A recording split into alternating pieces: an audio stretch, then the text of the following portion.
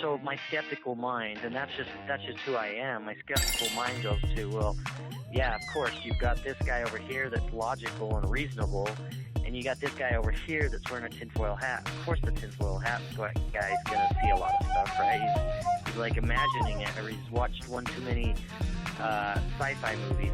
But it's used to help us frame hypotheses for UFO propulsion, power, stealth, weaponry. Everything that we experience is very positive. Sometimes the field of ufology has a short memory span. We didn't know anything about the $22 million back then. We just kind of thought, well, this is, and I think that was the reason why they were looking for military type. Oh, happy Fantopia Friday, you guys. I hope that each and every one of you had a great Thanksgiving and you got to relax, hang out with your family, and just enjoy being around your loved ones and relaxing. As we know, this is a very strange time in each of our lives, and so I guess the most important thing is just to be around people you love or do something that gives you happiness, and that is why I love doing UFO Classified and being here every Friday. You are amazing to listen to the show, to support my work, and to understand that I'm trying to do something, and I have very pure motives. This is an important topic to me. I have had interesting experiences my whole life, and I just want to know more, and I want all of us to have the tools we need to make good decisions, because as we get into this and you hear more of the guests that I bring on, it is very clear that there's something taking place that we need to be very aware of if we want to truly get to the bottom of the phenomenon or understand the way we could potentially be being played by some of the people in this community. And my guest this evening was on last week. I had such a great show with him that I felt it was important to bring him back on this week, because he has built a foundation over many years that is separate from ufology, but involves the same type of people, the same certain individuals that are using different platforms to, again, steer the narrative, to mine data, and to potentially do things that are not in our best interest. So this is important.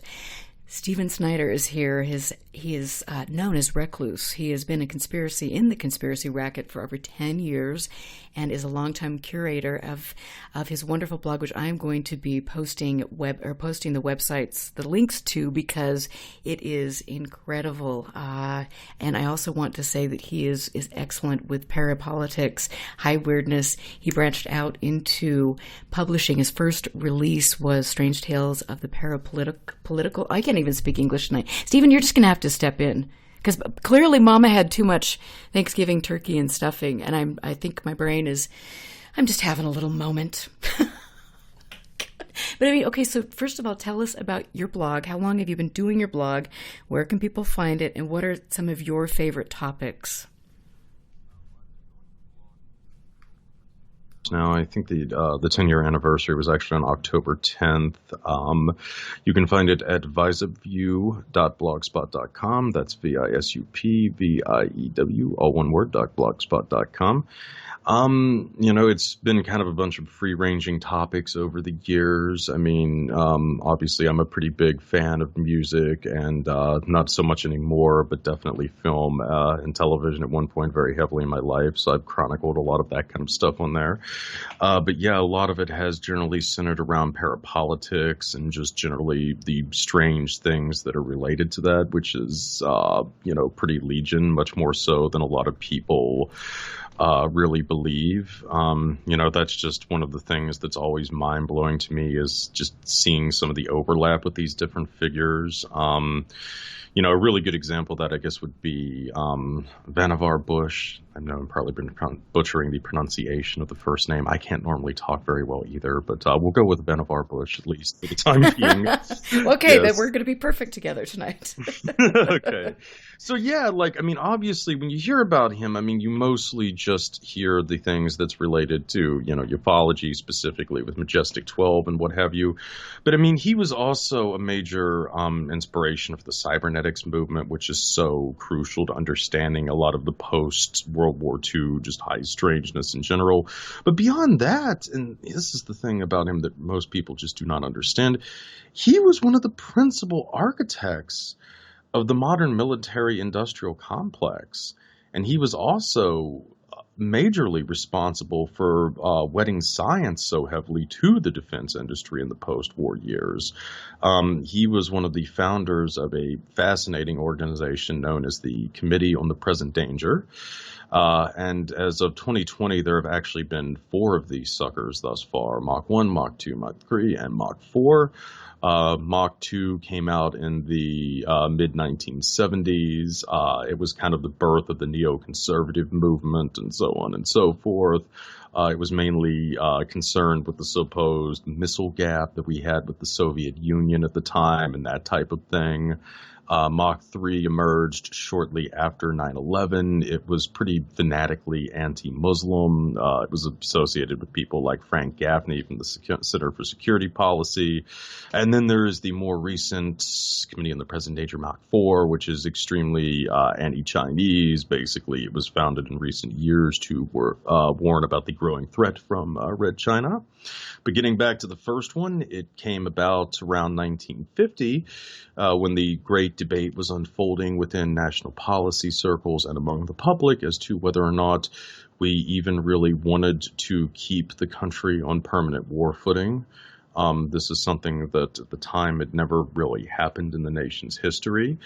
And one of the major forces that drove through these policies that led to the creation of the modern national security state was the scientific community. They brought out a lot of these highly regarded scientists like Vannevar Bush, who had been so instrumental in defeating Nazism. And they did these, you know, a lot of these public not rallies so much, but town hall type meetings, appeared before Congress, and essentially argued that we did in fact need to redistribute so much of our tax money and our national product into the defense industry and maintaining the United States on a permanent war footing to combat communism. So a lot of what we are now enduring to this very day with the military-industrial complex and, you know, frankly, just the disastrous effects that it's had on the scientific community can be traced back to men like Vannevar Bush. You know, that's a really crucial aspect of his legacy that, you know, really no one in ufology, as far as I'm aware, has ever really even addressed, you know, and that's really very sad because I think that it does illustrate just, you know, a lot of the issues that, you know, the way that science has developed over the, really since the end of the Second World War can be traced back to is this sort of unholy alliance between the defense industry and the scientific community. And thus, you know, where a lot of the funding is, where a lot of the research is driven by, from where the funding is coming from. Well, and it's interesting to see how, and we talked a little bit about this last week, but how the UFO community, I mean, you've got some of these key figures that, you know, I mean, Kehoe, you've got all of the people that were involved with NICAP and the intelligence community, and you still have, you know, starting in the 70s, then you've got people from SRI and different things involved in this, and these people have been, you know, the narrative around them has been very, in my opinion, carefully crafted, and they have obtained some sort of kind of superstar, you know, I don't know. I mean, you know what I'm saying? I mean, it's just that people have not looked at more than what they've been told on the surface in the UFO community, and I think it's so important to look at people's politics, to look at you know, some of the organizations they were involved in, and you know, because that right there should give everybody a very clear picture of their true motivations. And most of the time, well, a lot of the time, it wasn't UFOs. Yeah, I mean, there's just a lot of, overlap with, I mean, these different types of communities that you would really never imagine. And I mean, when you look at some of these milieus, it's just really disturbing to see the connections. Just one that recently my research partner and I, the mysterious MC that I know we've talked about a little bit before, we've just sort of started to notice all of these these strange connections to Chicago, for instance. Chicago was, really at the forefront of a lot of, far-right politics in this country for many years. Of course, it was kind of the backbone for the America First Committee in the years leading up to the Second World War through figures like General Robert E. Wood, who was the head of Sears Roebuck for many years, from the publisher of the Chicago Tribune. It was one of the members of the McCormick family, but I can't remember his first name now. And the Regnery family, the big publishing house that's named after them that they still control to this day. And then in the post-war years, this was once again, kind of the heart of the American Security Council, which was kind of the far-right's answer to the CFR. It was the heart, if not the soul, of the military-industrial complex. So this phenomenally powerful lobby group is based out of Chicago with all of these same figures. But then on the flip side of the coin, you've got Northwestern University. Andrea Puharich graduated from Northwestern University. Stephen Aldrich graduated from Northwestern University, and they were classmates. Aldrich went on to head Project MKUltra, which also dealt with a lot of this weird stuff, behavioral modification experiments, and so on and so forth. Of course, Christopher Green would later graduate from Northwestern University.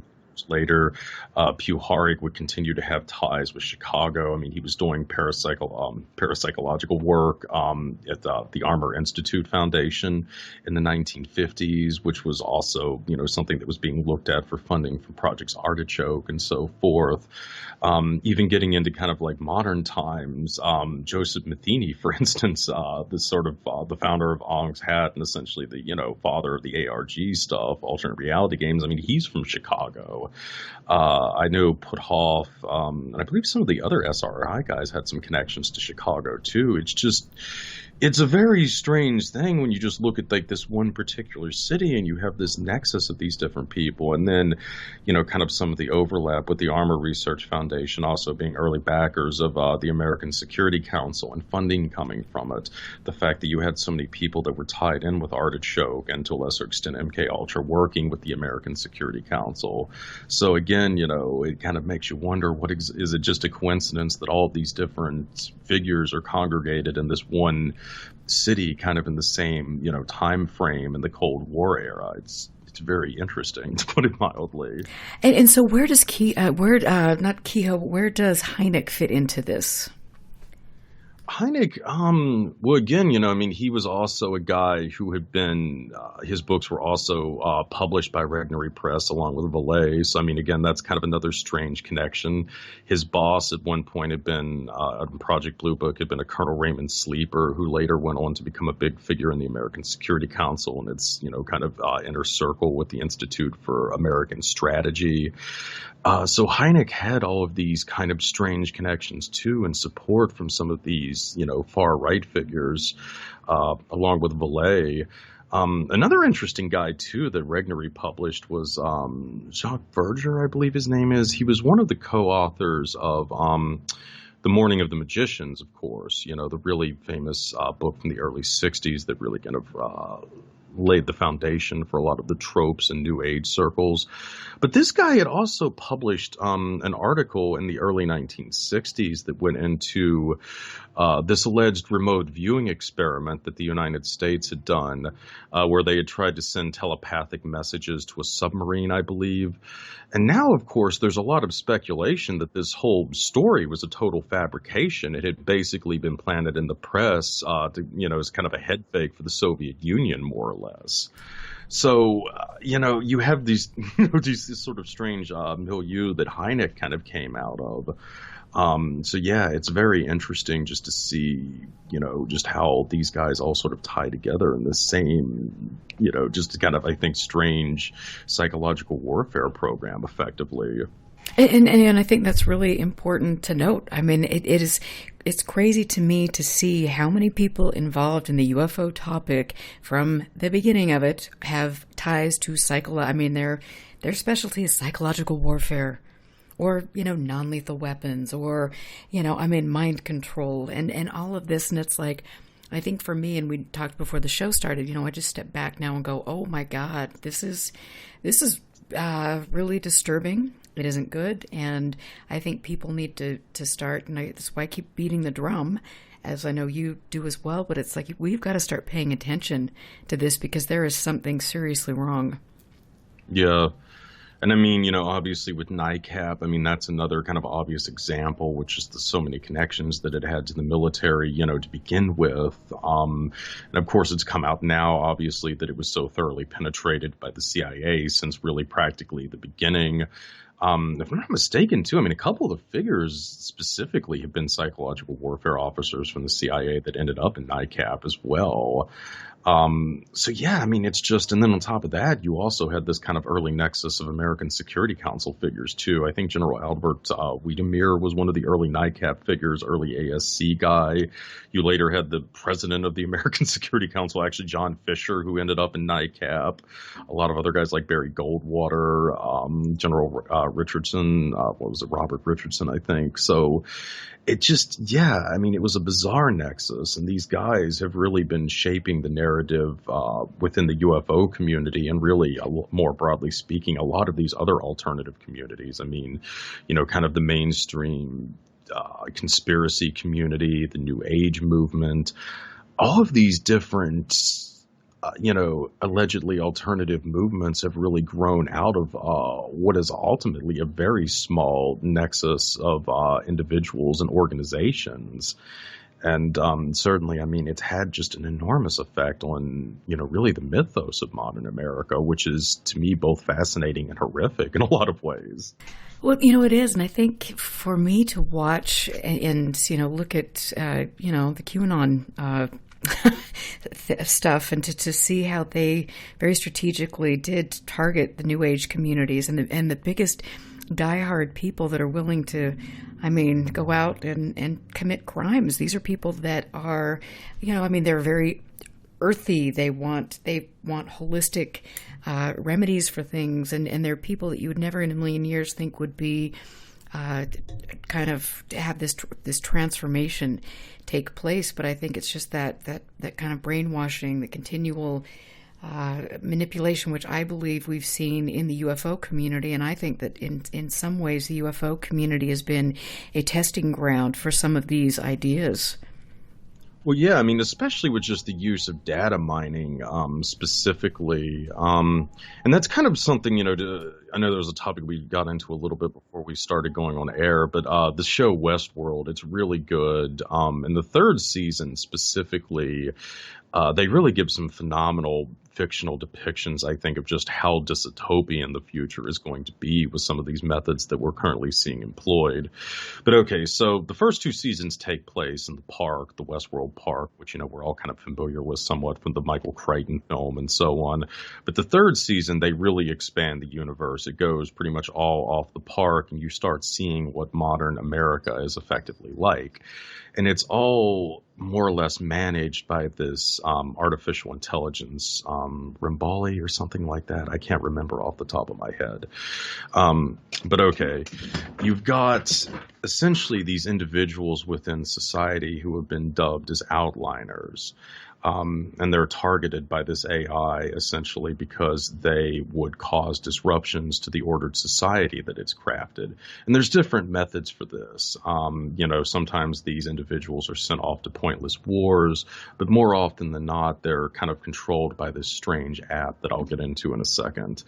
But the way that this AI was able to come up with these designations for outliners came from the data that was acquired from these parks, essentially. The Delos Corporation sets up the Westworld Park. You get all these people to go there.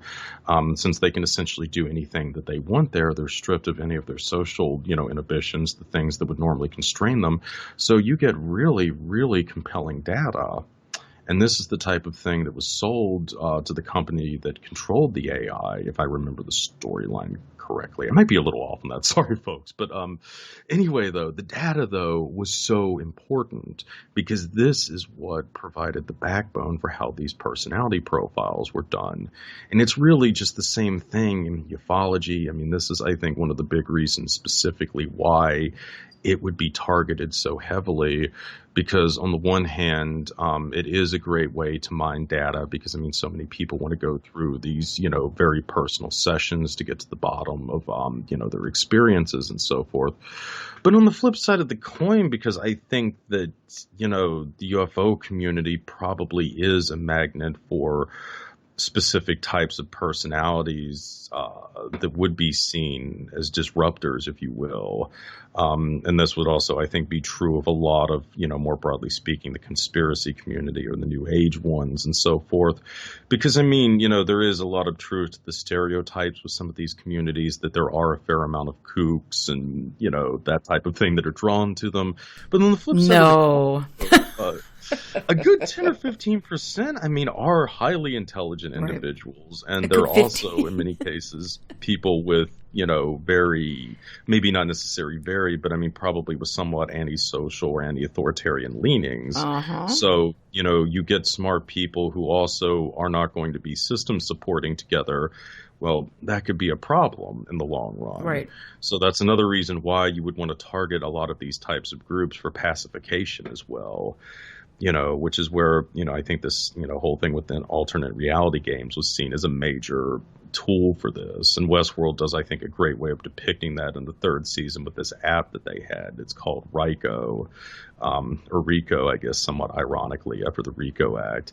But effectively, you've got all these outliners. They're socially marginalized. They can't get good jobs. The AIs block them from getting them because they're, designated as being unstable or whatever. So in order to supplement their income, they have to, commit crimes. And there's an app specifically for this. And it's more or less like designed like a screen for like Grand Theft Auto or something like that. So, I mean, it's basically, as you find out throughout the season, I mean, it's totally controlled by the AI and it's almost structured totally around the concepts of an ARG. Basically, you have these guys going out playing a real life version of Grand Theft Auto so that they can either, raise, income to supplement what they're making from their straight jobs, or they get killed, or they end up in prison. And in either case, it essentially resolves, the problem of having these individuals that just don't quite fit into an ordered society. And I mean, it's kind of interesting with something like QAnon. I mean, I think QAnon is sort of like the next phase in trying to get to something like that ultimately, because it is a program that has targeted, initially, I mean, the kind of Alex Jones type conspiracy community. But I mean, it did ultimately branch out into ufology, into the New Age. And it started to bring these individuals in, probably some of the more unstable types and also possibly some of the more clever ones. And, with the way things are going, I don't think it's going to be very long until they're more overtly pushed into criminal activity, which, again, will resolve a lot of problems in various ways. And it's something, and I mentioned this in the last show, and I've been kind of broaching this topic because I think it's very important, but it also is unsettling because there are people that, like I said, have been so manipulated, they're willing to kind of die on that cross, so to speak, and it's not a good thing. And I know, I mean, I've heard all sorts of things, and the anti-maskers are top on that list promoting these claims that aren't true.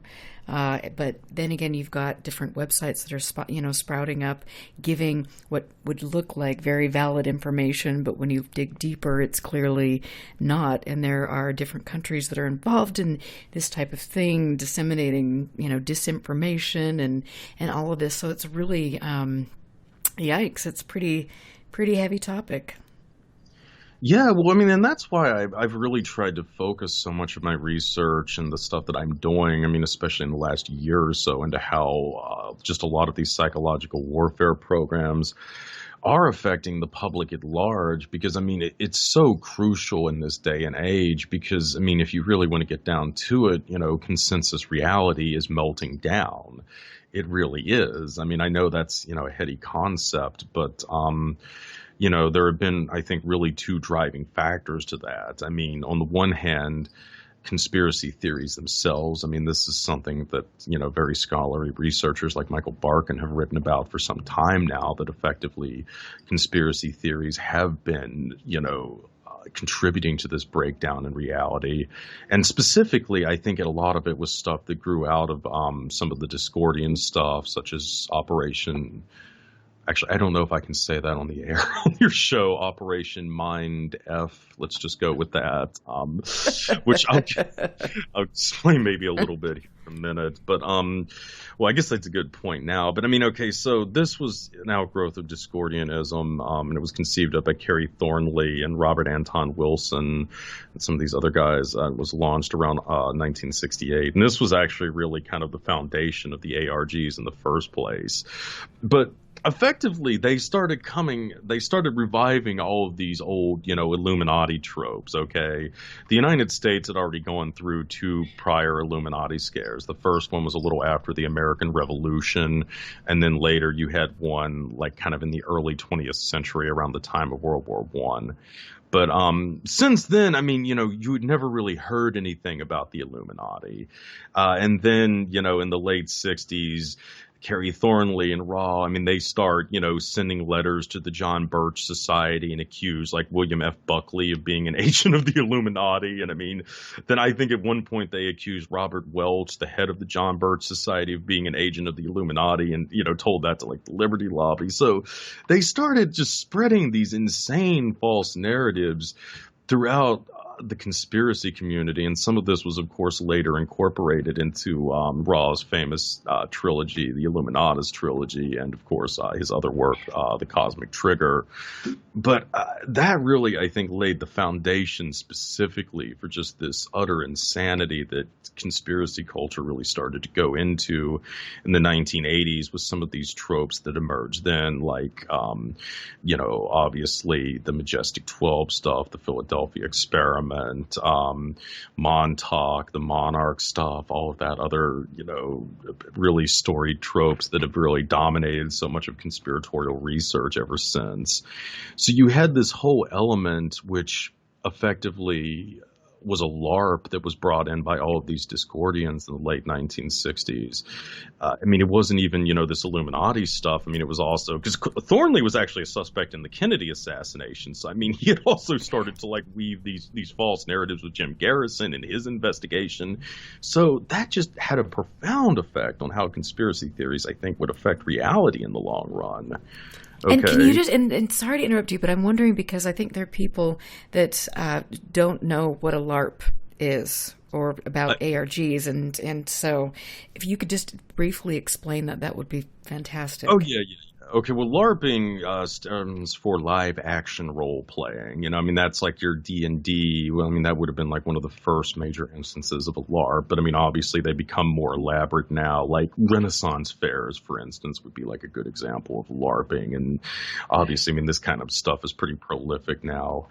And then an alternate reality game was, in theory, a concept that emerged around 1988 with the launch of Ong's Hat, which was generally considered to be the first alternate reality game. And Ong's Hat took a lot of tropes from conspiracy culture and effectively weaved it into a full-blown fictional conspiracy theory centered around this town that actually had existed in New Jersey, though it had died out, I think, around the early 20th century, that was called Ong's Hat. And then in this fictional narrative that Joseph Matheny and some of these other guys had crafted, effectively they alleged that this group of hippies and quantum physicists had gone there, they had set up this utopian community, and they had figured out a way to travel between different dimensions and that type of thing.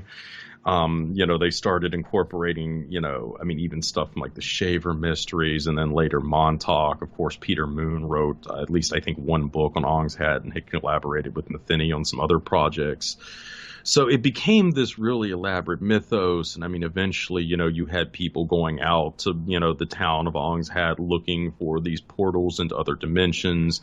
And then you had people coming forward who claimed that they actually had come from this utopian community and they had escaped into another dimension when the government had tried to kill them, and they were contacting Metheny and telling him that Ong's Hat was actually real, and just all of this other craziness.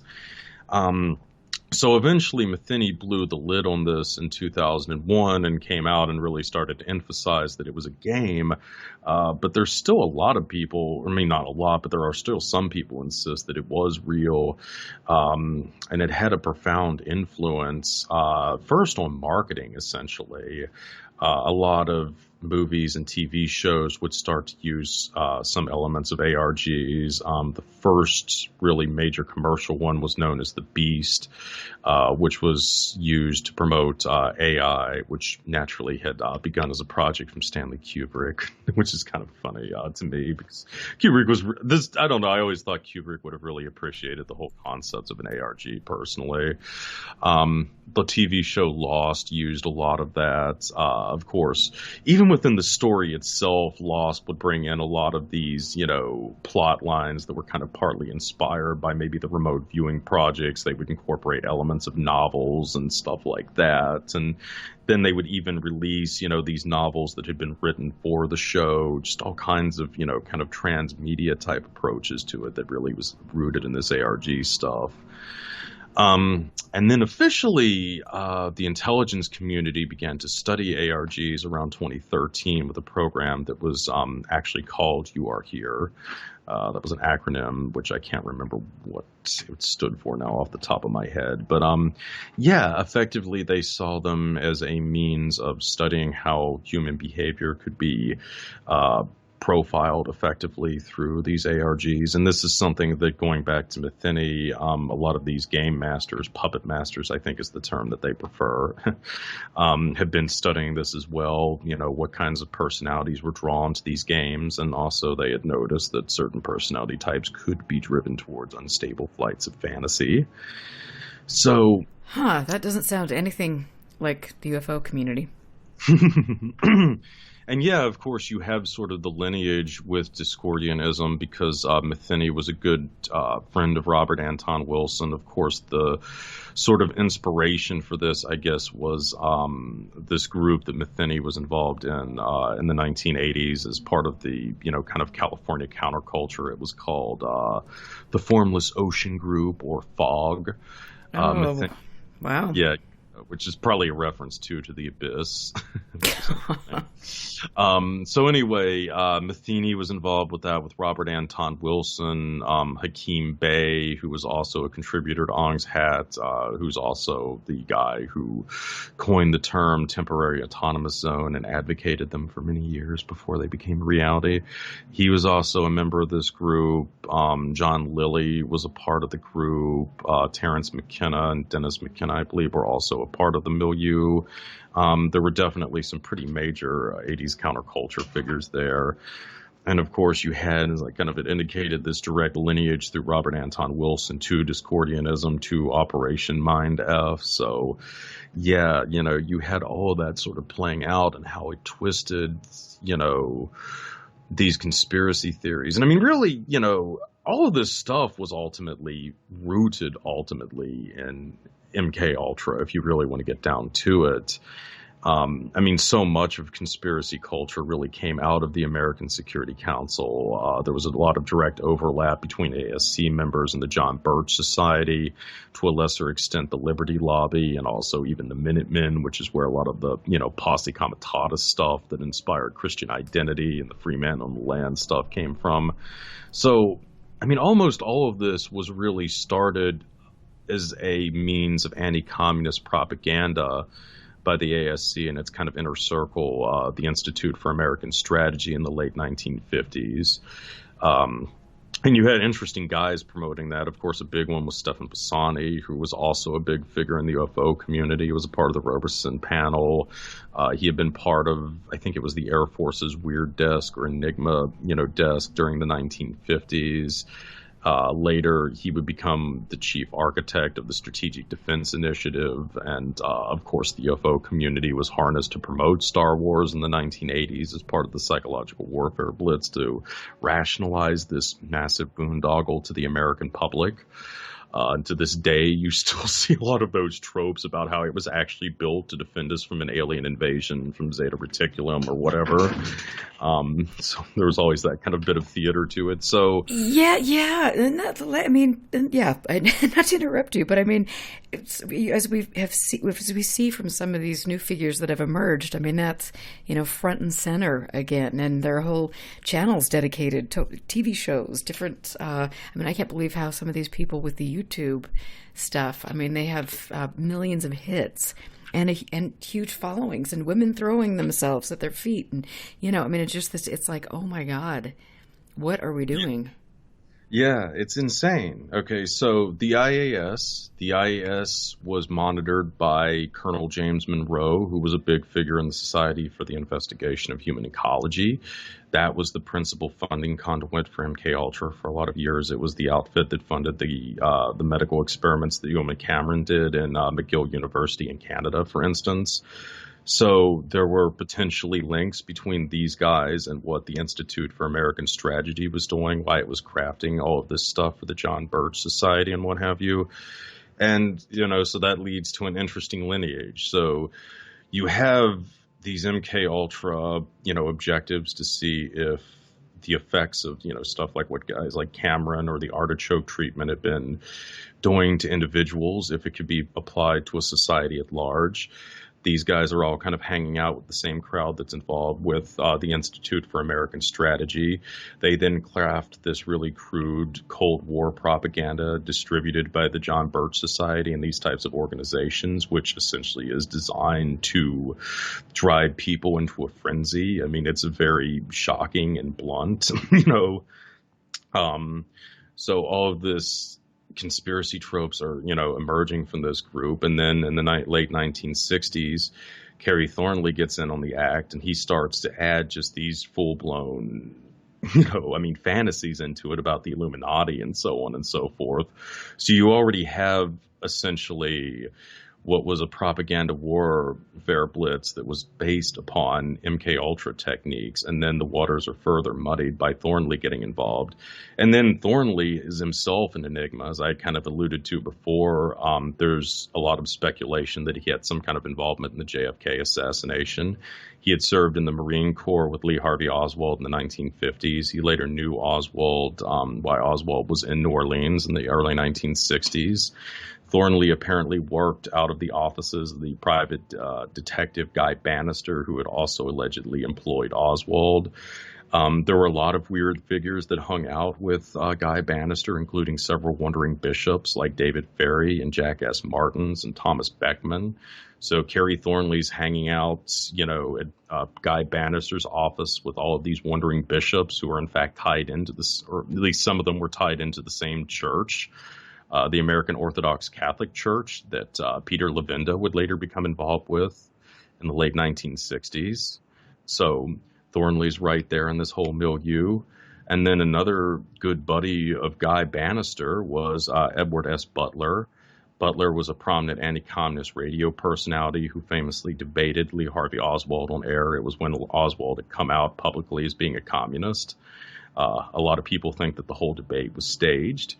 Obviously, we can't conclusively prove that, but I do have the documents to prove that Edward S. Butler was involved with the Institute for American Strategy. So, again, it leaves the possibility that maybe Thornley himself had been manipulated by members of the intelligence services in some capacity to start Operation Mind F in the first place. Of course, Thornley himself would later come out and allege that he was the victim of mind control methods that had been adapted from the Nazis. Obviously, those are very controversial claims, and Thornley certainly did have a lot of mental issues. But again, it's interesting in light of a lot of this other stuff that we've been discussing. But yeah, I mean, it almost, whether or not Thornley had consciously, launched Operation Mind F as a continuation of these just bizarre mind control tactics, it's almost irrelevant, really. I mean, I think something like that would have happened eventually from the intelligence services had Thornley not done it. So regardless, this whole process was put in motion. And yeah, we're still kind of seeing it playing out to this day in the form of QAnon, where you see just this total blurring of reality and fantasy to the point that, it's, I think, literally driving people towards almost schizophrenic breaks. It's very disturbing, to put it mildly. And that's, very much the legacy of just this, decades of bombardment with psychological warfare combined with these different amateurs, quote unquote, these Discordians, these ARG people getting involved in all of this. It's just been horrendous. And then, of course, should probably point out the other major factor in all of this was the rise of the internet. That was something that the Cybernetic Cultural Research Unit that spawned Nick Land was really obsessed with in the 90s. How digital communications was affecting society. Well, their conclusion was that it was melting down consensus reality as well. Effectively, up to this point in time, narratives could be controlled by mass media. You had only so many television stations, so many newspapers. A lot of the people working at these TV stations and newspapers were groomed at the same colleges and so on and so forth. They were all members of, these different elite circles, these groups like the Council on Foreign Relations, if they were in the kind of neoliberal faction, or the ASC, if they were in the conservative faction. But now the internet, basically let everybody get in on the act. You have brilliant guys like Nick Land who could see what, the Discordians had done, what the Church of Subgenius had done, what the ARG people had done, and figured out how he could use the internet effectively to do his own mind war, campaign, essentially. Or mimetic insurgency, I suppose, might be a more apt title for what a lot of these guys have been trying to do. But regardless, you now had a platform effectively open to everyone, with all of these false narratives already readily available. So yeah, it's become utter chaos, to put it mildly. It has, and it's so sad to me to see how many broken families, how many friendships have been lost, how many lives have been really damaged by some of these, just sitting there and watching video after video and hearing some of these really nasty, just untrue, just absolute garbage. And it's like we don't have the ability to step back and anchor in reality. And that is the damage it is doing on our culture, on each of us as individuals, is really, really sad to see. Yeah. And in some extent, I'm not even trying to, it's not even at this point just, the alternative media, quote unquote. The whole Russiagate thing, for instance, is one of the most absurd conspiracy theories, quite frankly, of the modern era. And that's been almost totally perpetuated by the legacy media. And again, not to say that there's not, some level of Russian involvement in Trump. There probably was, but not to the extent that Vladimir Putin is, personally leading the hacking campaign against the DNC to get Trump in office. This is just utter nonsense. And, you still have people on the left, who think that this is the honest truth. In fact, you have effectively a whole left-wing QAnon movement that's been built up over this just insanity about the influence that Putin and the Russian government has in the United States. So, on top of even these just insane false narratives that have been spread, through 8chan and 4chan and InfoWars and what have you, you're also being bombarded by what's supposed to be the reputable media, effectively promoting things that even, Alex Jones would probably think was ridiculous, which is... That's saying something. Yeah. At least William Cooper, I think, would have certainly have seen the absurdity of that. But yeah, it's really sad to even see what has become of the legacy media at this point. And so let's talk about 8chan. Where is the home of 8chan? we talked a little bit about the servers. It's based out of Reno, yeah, which is Based really out of Reno, interesting. yeah. Which, I mean, kind of brings in also this whole strange connection with Vegas and all of this, the DEF CON stuff, the hacker culture, which is such a, which has been brought into all of this stuff with these ARGs. I mean, this is something that, we kind of got into on my podcast, The Farm, on the episode we just did on Thomas Schoenberger, who appears to be one of the big figures behind the QAnon ARG, effectively. It possibly came out of Schoenberger's attempts to game jack, quote-unquote, Cicada 3301. I mean, of course, this whole cicada thing, I mean, that in and of itself was already very closely tied to hacker culture. Of course, one of the false narratives with that they've been trying to spread is that it came out of the cypherpunks movement from UC Berkeley in the early 90s. So that really got a lot of these hackers involved in this. And I mean, certainly there was already a lot of overlap to begin with. But yeah, I mean, you kind of see this nexus coming together more and more. But I mean, ultimately, I mean, I think in a sense it was kind of inevitable. I mean, ultimately ARGs are kind of a form of hacking the human mind, the human consciousness, if you will. So, I mean, why not bring actual, physical hackers into this realm as well? It makes a certain kind of sense. Oh, yeah, yes, it does. And I have to, we've got about 10 minutes left before we go to break, and I want to ask you a question that Peter asked in chat. He wants to know who you think was the ultimate mastermind behind the JFK assassination. Deep thought. I mean, that's Oh, my Lord. Everybody always wants to ask me who the ultimate mastermind was behind the JFK assassination. I think it was probably best summed up by the line attributed to David Ferry in the Oliver Stone movie. What was it? It's an enigma wrapped in a puzzle, wrapped in a riddle, or something like that. The guys who did it don't even know that they did it.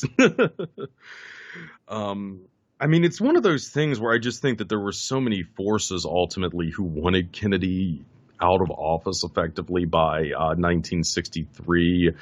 It's really hard to say, I mean, was there one particular group driving it? I mean, were they being led to think that they were kind of doing this whole stealthy assassination while practically everybody else was aware of it and was just kind of letting it happen? I mean, this was something I got into in my most recent book, A Special Relationship, which really went into the Profumo scandal in the UK, which really tied into a lot of what was going on in the U.S. with Kennedy. But Profumo brought down the government of Harold Macmillan in 1963.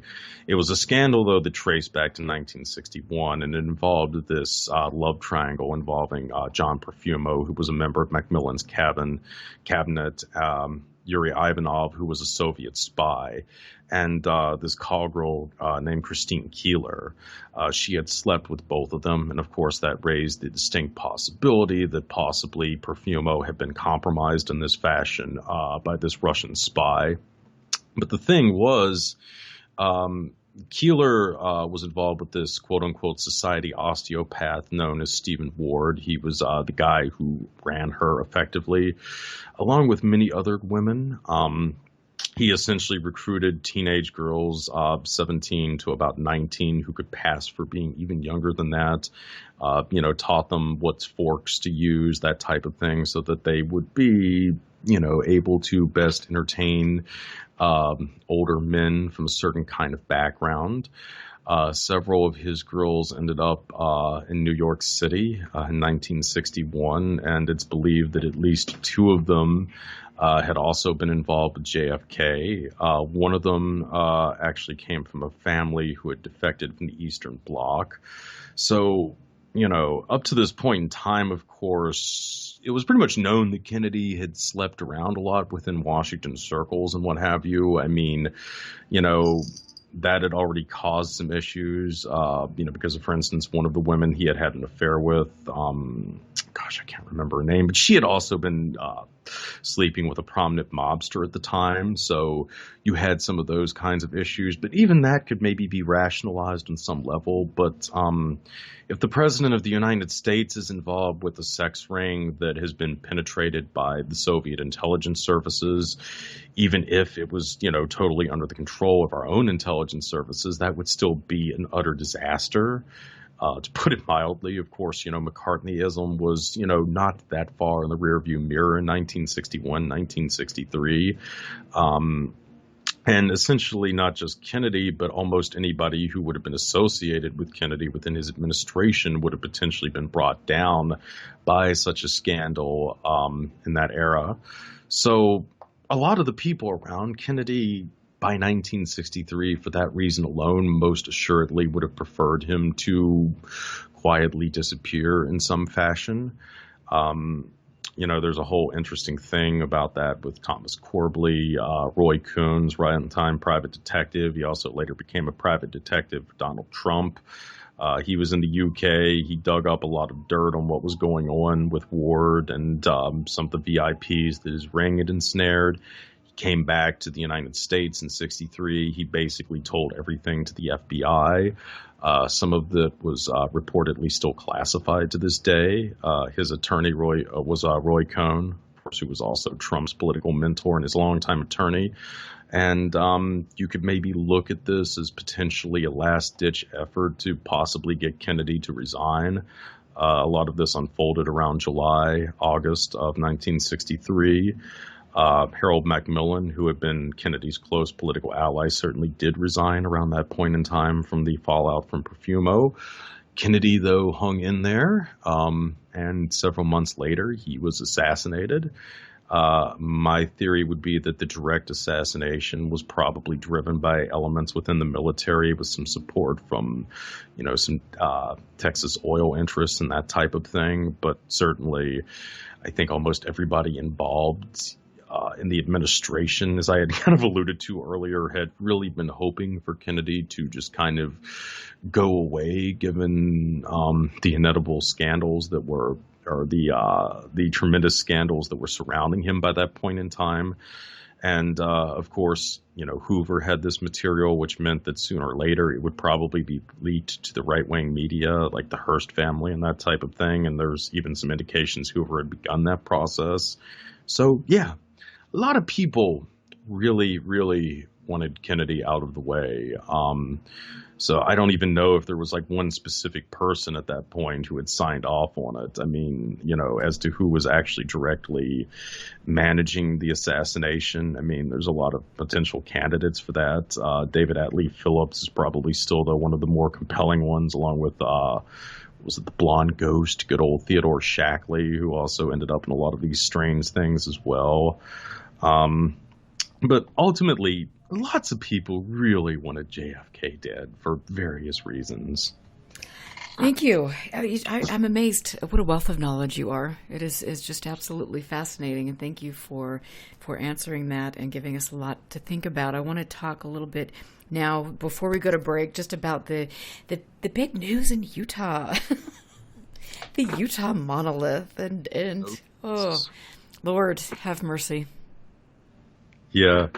Well, I mean, it was definitely very, I guess, ironic, though I guess not entirely unexpected that, if a monolith appeared in 2020, which it's a very 2020 kind of thing, it would show up in Utah because, it's Utah. It's certainly an area that sees lots of weirdness and specifically, I mean, a lot of false narratives and so on, as we had kind of gotten to before. I mean, this is kind of a long-standing tradition in Utah with the Mormon Church. Certainly they have gone to great lengths to promote a certain history of the United States that doesn't seem to have a lot of basis in reality, potentially to the point of maybe fabricating artifacts, though that's neither here nor there for me to speculate on at this point. But yeah, so there's already that kind of long legacy of these, kind of myth arcs essentially being created in Utah. The monolith, of course, shows up near, how's it pronounced? Moab, I believe? Moab, Moab, okay. So that's an interesting place. Of course, Moab was where the first two seasons of Westworld were filmed quite extensively. And of course, I mean, I kind of got into earlier about the third season, but really, I mean, I think Westworld could be seen to some extent as a fictional depiction of a massive ARG. the Anthony Hopkins character from the first 2 seasons. Or really, he's mainly in the first season. He only appears briefly in the second season. But he's essentially the puppet master. Of course, you're kind of led the perception that the park is just a confined, version of this alternate reality where the guests go, they interact with these hosts, which are, androids that can, for all sakes and purposes, appear as being humans. But then as the first season comes to a conclusion, you find out that there was actually a deeper game at play. The puppet master has spread these hosts out into not just beyond the park, into the staff and so forth. All kinds of characters that you had thought were human beings are in fact hosts. And there is this sort of hidden game that's been playing out in this capacity. So, yeah, I mean, the whole thing is kind of a model for alternate reality games, or a fictional depiction of this type of thing and what could be managed with it if you had almost unlimited resources from a multinational corporation, which is, of course, interesting. And then, of course, also there is an interesting community nearby. What is it? The ranch there. What is it called? The Rockway? No. It's the polygamist one. Oh, shoot. Yes, they have actually the Netflix show that was based there. Was it 3 Wives, 1 Husband? Or something? No, not Sister Wives. This was a new one. 3 Wives, 1 Husband. Oh, shoot. But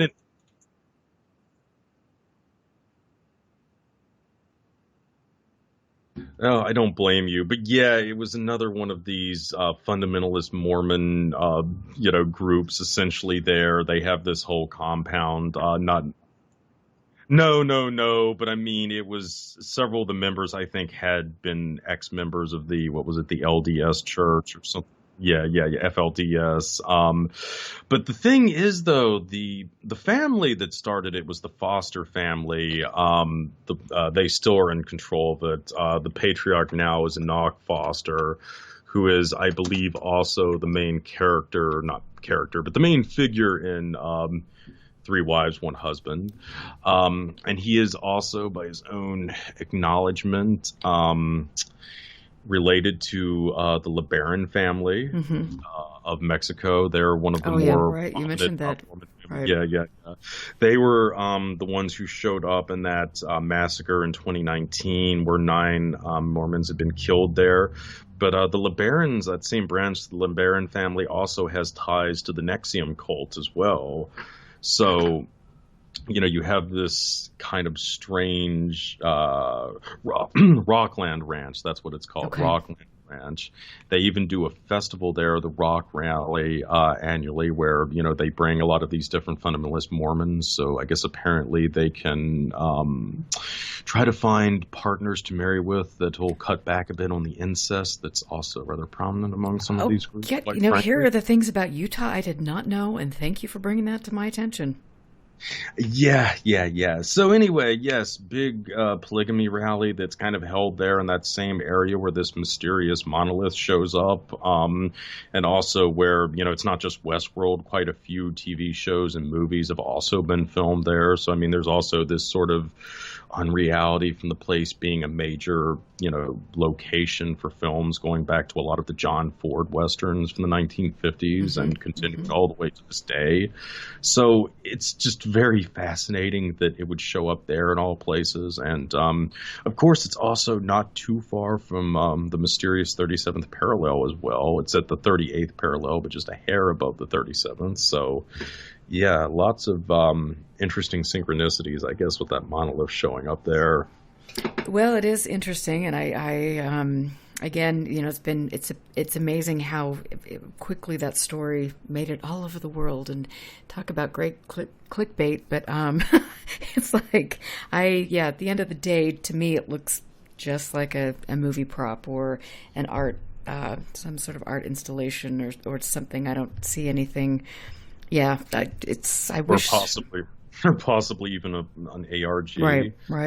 Yeah, absolutely. That it does have that whole element of a treasure hunt, which is so crucial to ARGs because they want you going out and acting this stuff out in real life. And of course, the media, in trying to cover up the location of the monolith to discourage people from going out to find it in the middle of the desert, have given just enough details to where, in fact, you could go out and try to find it. And of course, now the coordinates are also available. So, yeah, I'm sure quite a few people will be going out to investigate it at some point. Oh, of course. I mean, we've seen pictures that are starting to float in and different things, and it reminds me quite a bit of Skinwalker Ranch. You know, let's find the gate. The coordinates are available online. Let's go stand there, which I've been guilty of, and take some photos and different things. But yeah, it is all very, very interesting, and thanks for touching upon that. We're going to take a break, and I'm going to be playing a song while we take a break that is actually, it's very beautiful. It's called Meteor from Jet Draws Giants, and this is a production, a band that John Piper put together. It is absolutely incredible, so enjoy this while we take a break, and we've got a lot coming up. I am here with Steve Snider. I knew this was going to be the second of many interviews that we'll be doing together, I have a feeling, but we will be back after this song.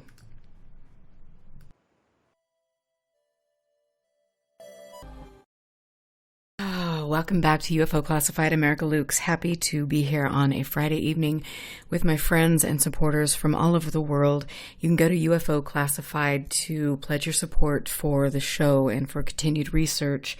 And you can also, if you're listening to this on Spreaker, get up there and hit the follow button, because I know there are more of you listening to this show than it's represented there. So make sure you follow it and get the word out to different people. I am always amazed at the different places my research takes me and the interesting people that I have the pleasure of meeting. And my guest this evening, Stephen Snider, is one of those people who I have a feeling I'm going to be learning a lot more from over the years. And it's just, I love the fact, Stephen, that you have such a vast knowledge in so many different areas. And I think that's important.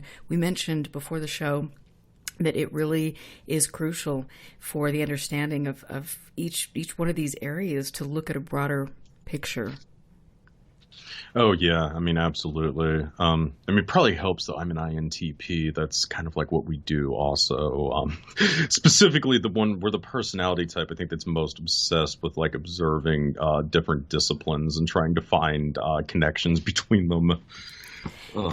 Well, and that is a good thing. And I will be, and I have on UFOclassified.com, I have your bio and links to your blog and different works. And I love your blog. It's just fascinating for me, and people can find that. And I don't want to pronounce it incorrectly, but Visup. I usually went with Visup, but I mean, it's made work anyway. I'm not, I mispronounce words all the time. I do I'm too. not split hairs It's over a family problem. I'm telling you. It's one of those things, but I love your blog, and it's kind of been refreshing to look at instead of some of the UFO stuff. And I've got several things to ask you, but one of the things I want to hit upon, again, we talked a little bit about this last week, is the MJ12 narrative, because of course this has been such a sexy thing in ufology, and we still have people to this day that are buying into that hook, line, and sinker. And so just give us a little bit of information about that and how that could just be used as, again, another way to distract people. Yeah, well, I mean, initially I had always been extremely dubious of the MJ12 stuff. My initial suspicion was that it was a hoax that had essentially been crafted in the aftermath of the Smith document from Canada coming out, which is probably still one of the more, credible accounts of this. And of course, it had linked Vannevar Bush to some kind of UFO group. And I mean, again, a guy like Bush being involved with something like that would be a logical conclusion to make. I mean, he was certainly really the principal scientist for the military-industrial complex, or emerging military-industrial complex around that time. So he would have been a logical person for them to turn to and to head some kind of group centered around this. So, I mean, all of that seems reasonable enough. Of course, he had overseen that World War II II era research. What was it called? The National Research Council. National Defense Research Council, something like that. But anyway, you had a lot of people like H.P. Robertson, H. Marshall Chadwell. A lot of guys would later show up in ufology circles or have an interest in ufology, active in that. So, you could look at that and say, okay, I mean, there is this sort of nexus of scientists that were based around Bush. It would, there is some compelling evidence that they might have been involved in some kind of circle in the immediate post-war years looking into the phenomena, which is why, in that sense, MJ-12 makes a lot of, there's a lot of compelling reasons for it to be disinformation, because you did have these documents that were potentially legitimate that came out that gave some interesting insights into the individuals who would have been involved in this.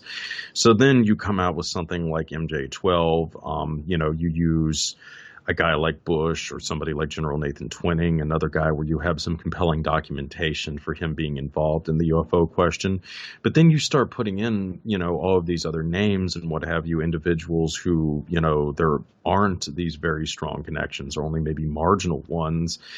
But regardless, that's going to send all of these other researchers off on false trails for years and years looking after them, which I think was certainly one of the major accomplishments of that, to say nothing of the fact that there's also been an ongoing, 30-year, almost, 40-year debate now over whether or not they're real or not, just, all this other stuff. But when you look at just the amount of effort and resources that have been dedicated just to looking at the MJ-12 stuff, it's just phenomenal. And certainly it's probably prevented more fruitful avenues of research being pursued in the intern, to put it mildly.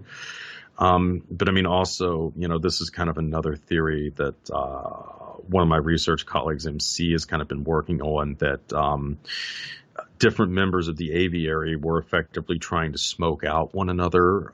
So they were also actively planning false information in the UFO community, because it's almost this theater of the absurd where you have these different intelligence officers who had overseen the different, weird desks and what have you in their respective institutions, be it the CIA or the DIA and what have you. And they all think that, everyone else is hiding something from them. And, in order to try to ascertain whether or not, members of this group that they're working with are hiding things from one another, they're planting false leads in the UFO community to see what comes back to them. And so maybe that might also been the case. It certainly got pretty confused after a point in time, to put it mildly. Well, and the Aviary, let's talk about that, because you've got these, furry little fellows with bird names and yada, yada, yada. And it's like if you step back and you look at it from the outside, you just think, really? Okay, we're clearly falling for that. And then you look at these characters who over the decades have actually contributed nothing to the topic except for creating more confusion and chaos and spreading disinformation. It's just really fascinating to me. Yeah, well, and a lot of that, effectively they've been managing really both the UFO movement, really also the New Age movement, for years too, because, so much of the New Age really grew out of the human potential movement, which again was a direct offshoot of all the things that were going on with SRI and what have you, going back to the late 60s, the early 1970s. There was just so much overlap with these different groups. And of course, I think like the two Eslin founders, for instance, I think had both attended Stanford. They had spent a lot of time at SRI, kind of soaking up that whole milieu. So, yeah, it's really just fascinating to see the connections and how, a lot of the modern New Age stuff had grown out of that, with obviously a strong heaping of theosophy too, since theosophy just never seems to go away, regardless of how disastrous it's been for humanity on the whole. And again, sorry to cut you off, but I wanted to say, the Eslin Institute, that place has certainly come up more recently as I dig into things, but it's set in absolutely stunning in Northern California, pretty close to to Carmel, and it's one of those places that has been around for decades, where people go to, undergo these life-changing classes and hypnosis sessions and different things. And then you've got, the fact that they're bringing in different people from Russia and people in military positions, and they're, it's acting as all sorts of fronts for things. But tell us a little bit more about that place and the people involved. Well, I mean, a lot of it, I think, really, like so much of this stuff was really just an outgrowth of the cybernetics movement. Of course, one of the biggest influences on both of the founders of Eslin and, certainly its long-term direction was Gregory Bateson, who was an early cyberneticist. He'd been a participant, obviously, in the Macy's conferences. He had been married to Margaret Mead at one point. And, of course, Bateson had also participated in the OSS truth drug experiments, quote unquote, from the World War II era. There's been a lot of debate as to whether or not he was involved in MKUltra. I'm kind of on the fence with that. I don't think that the evidence is super compelling, but I mean, certainly you can't really dismiss the notion that he would have been a kind of ideological influence, and, probably certainly in terms of some of the things that have later played out. I mean, Bateson had a really keen interest in schizophrenia, and had kind of come up with this whole notion of a double bind to explain it, which was, again, very much rooted in cybernetic principles, and specifically this whole concept of a strange loop, or, an unresolvable paradox, or two unresolvable paradoxes, effectively. This is a notion, of course, that's had a lot of influence in some of these different characters. I mean, Vallee's whole concept of the control system being triggered is really kind of based upon the notion of these strange loops and effectively crafting these unresolvable paradoxes. And in a sense, that's kind of something that I've almost wondered with the city of San Francisco itself, and just some of these movements that have grown up around it. I mean, of course, originally you had the human potential movement, which kind of morphed into the New Age movement, and then going into kind of the 80s counterculture, and then in the 90s, the archaic revival and so forth. But it's fascinating, really, because you have this city that's been at the forefront of just all of these technological revolutions, really, for the last 50 years or so. The whole milieu of Silicon Valley and what that has produced in terms of the modern world and how much we are indebted to it. But at the same token, going back to the scene with SRI and the remote viewing program, which, effectively coexisted right there with all of this, what was it, the Human Augmentation Center research that was being done at SRI at the same time that produced the, personal computer revolution. You have just essentially, the revival of these arcane, almost prehistoric spiritual practices. Remote viewing, it's basically just a fancy term for fortune telling and, psychic work and so forth. The New Age movement, a lot of this with human potential and what have you is really just reviving concepts like the secret and the law of attractions. And as I said before, you're bringing back all of these elements of theosophy, which in turn was so much rooted in Eastern mysticism, with yoga and all this other stuff.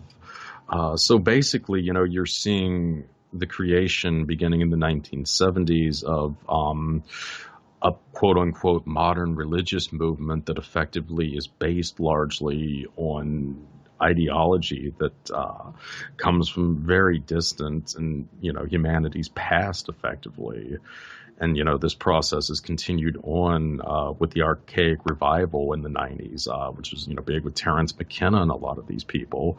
And even, kind of with the darker implications in the 21st century with the neo-reactionary movement. Effectively now, it's not reaching back as far in history, but again, it's a political movement that's really centered around concepts of monarchism and things that really went out the window, beginning with the 17th, 18th century and thereabouts.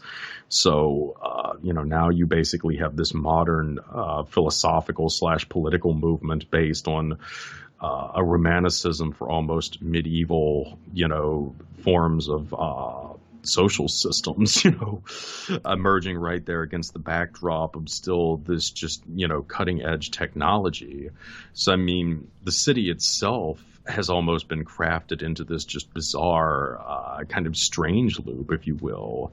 And I mean, you have to wonder on some level, I mean, just how much of this, things like Eslin and what have you, I mean, how much of that was really deliberately done, or was it only something that they became aware of later on? But I mean, certainly it just seems like there's this ongoing fixation with San Francisco and this just strange obsession with the contrast between just this cutting edge technology on the one hand and these, just almost prehistoric religious developments unfolding simultaneously with it. I mean, it is, as the Cybernetic Cultural Research Unit eventually kind of became obsessed with this notion, it's almost like a time paradox or something, if you will.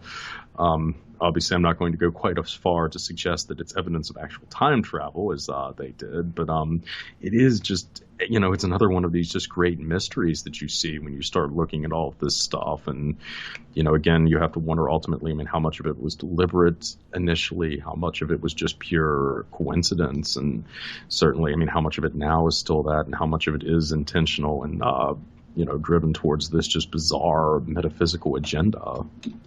And that's the thing. I mean, it's like when I look back at my archive and look at some of these old publications. I mean, it's always, all of this is always, it's been there. And I'm sitting here and I've got the Journal of Borderland Research, here, which is an organization that was in Vista, California, and the subjects include radionics, ether physics, Tesla technology, hollow earth, underground races, Fortean phenomena, occult and psychic phenomena, unidentified flying objects, and yada yada yada. And so you've got this, that has always been just we've always seen that in the UFO subject, and it is really interesting. And to me, I just wonder how, when we look at the mind control technology and we look at the abduction phenomena and the fact that here you have these groups of people who've gone through personality profiling, who are put into rooms, and they are kind of broken down. They are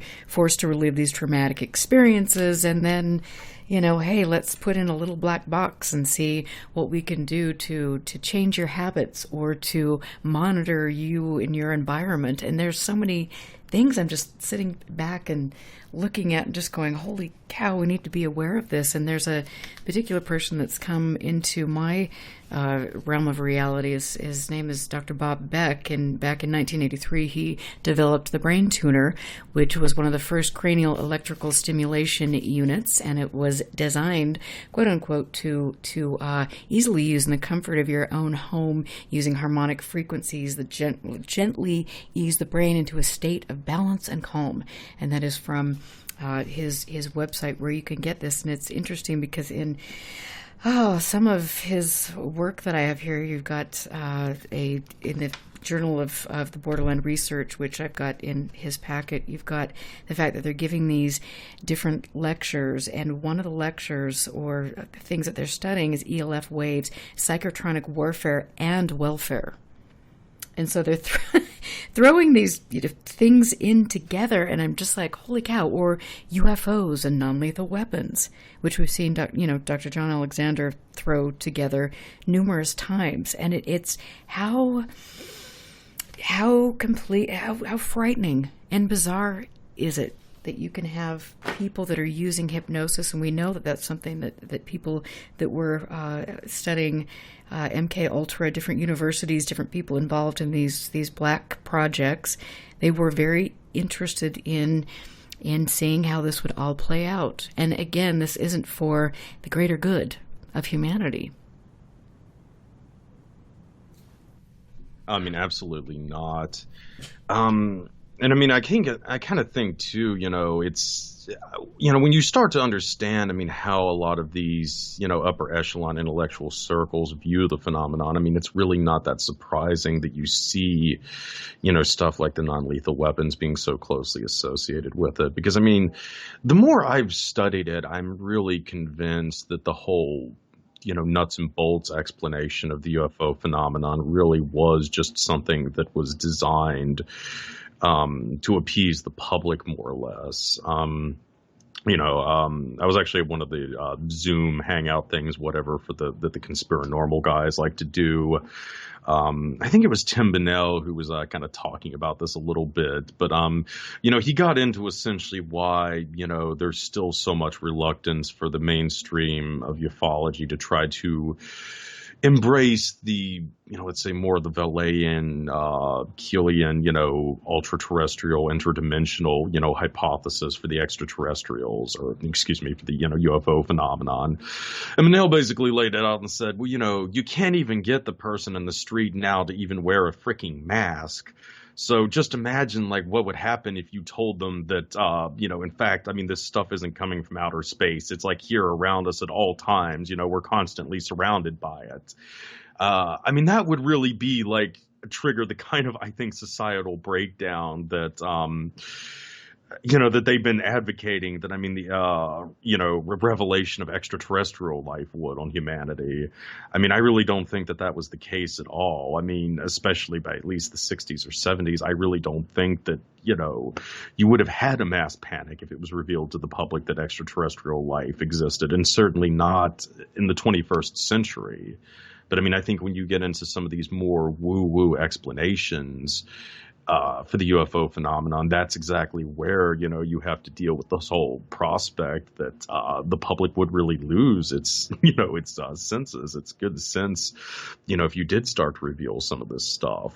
But again, that's where, I think, though, the connections to things like non-lethals make so much sense, because, really, human consciousness is directly related to the phenomena in some way or other. I don't know if anybody really does have a satisfactory explanation at this point, though I'm sure certain quarters do think that they have. But, I think this is sort of why it's not that surprising, to find things, to find UFOs showing up in projects that Artichoke or MKUltra was researching, or, to find it later showing up in fields related to non-lethal weapons and so forth. Ultimately, all of these things are about consciousness, and that's really the connection and what ties all of these things together. And this is something that's been known to the people that set policies at the upper levels with these things for many years. But it's not something to this day that I think that the general public, would really be able to fully comprehend. And certainly, it would raise some real possibilities as to what it would do with, just belief systems and how they could be manipulated. And I'm not even necessarily suggesting in the way that, people might be thinking of. Just look at the whole mythos around like the Collins elite and so forth. When you kind of look at these far right groups like Regnery Press, publishing Vallee's notions, I think there is, or Vallee's theories, I think there is a lot to say for the connections with the Christian right in that, and how they would find Vallee's concepts to be appealing, because you could start to rationalize these things as demons or something to that effect. And if you do start getting into some of these more woo-woo explanations of the phenomenon, there is a strong chance, I think, that some of these, these religious groups could really latch onto that and go with it in a direction that could lead to some very terrible things happening, to put it mildly. Wow, and all of that is just mind blowing. But when you look at things that are happening currently in the world, you can see how all of this comes into play. And I want to just refer everyone to a really great article that I was reading today. It is called "B2 Human Brain Control" by Thomas Ruzak, and you can find that at ResearchGate, but he goes into depth about different mind control technologies. He mentions HAARP, human brain, using the electromagnetic fields on the human mind and developing specific protocols for really, unfortunately, manipulating people, which we need to look at. And also there is a mention of Stanford Research Institute of Jose Delgado, who was famous. He came from obviously Spain, and he was the person who loved little microchips things. And so there are things here that you just step back and you look at. And Dr. Rossa Day, who was a psychologist at the Brain Research Institute at UCLA. And my goodness, how fascinating is it that all of this goes back to specific schools? You know, you've got the University of Nevada, you've got UCLA, you've got, and you were mentioning where Northwestern University. Yes, Northwestern University and things and Stanford and SRI. I mean, and also MIT too on the East Coast. I mean, you do see a little bit too, but probably not as much as people think. But yeah, it's just really interesting too. I mean, a lot of these individuals you do seem to congregate to. I mean, these specific universities. It is, and I mean, when you look back at MKUltra and some of the funding that was received at different institutions, it's not a surprise. Did most of these people know? Probably not, that they were engaged in something like this. But it's just, God, it's fascinating. And so, you know, let's talk a little bit about, you know, psychotronics and things. Give us a brief rundown. Don't you love that? I'm going to throw that out there. Give me a brief rundown on all of that, just to get our audience used to this and some of the people that were involved in this. Well, I mean, it's always, you know, it's difficult to really, first off, I mean, separate, I mean, how much of the, you know, what has been revealed to the public, I guess, about psychotronic weapons or non-lethals or whatever is legitimate and how much of it was hogwash, frankly. And I mean, you know, this kind of goes back into a lot of the disinformation that, you know, was being spread during the Cold War by both sides. You know, it's kind of like the same thing with the Russians. You know, I mean, how serious was their psychotronic weapons program? You know, that's something I've been looking at for a while, and I'm still, you know, really on the fence as to whether or not they did have a serious interest in it or whether it was pure disinformation. And I mean, certainly, when you turn around and you look at a lot of the American figures who were also heavily promoting the concept of the Russians having these vast psychotropic weapon programs. I mean, it's people like Adrian Puharich, who, you know, was something of a confidence man at times throughout his long career. So you've got to wonder again, well, I mean, how much were these guys talking this stuff up because, you know, they saw it as a way to get funding from gullible benefactors, from the security services and what have you here. You know, I mean, that's one of the big issues with, I think, a lot of this stuff is, I mean, there is just this element of this, you know, just these scams being run in many cases by these ex-intelligence officers to raise money. But I mean, certainly, you know, when we get into, at least, I mean, in the United States, but the late 1980s, you know, at least you like to think that maybe there was a serious effort by that point in time when you start seeing groups like, what was it, the U.S. Global Security Council starting to promote this stuff. I mean, that had a lot of VIPs in it. Donald Rumsfeld, Ray S. Klein, I think Dick Cheney before he had joined Bush 1's administration, Richard Stilwell. And I mean, this was, of course, the first, you know, organization that really promoted the non-lethals. Of course, John Alexander became involved with it. But it seems like at least a lot of this stuff really started to be rolled out in the 90s.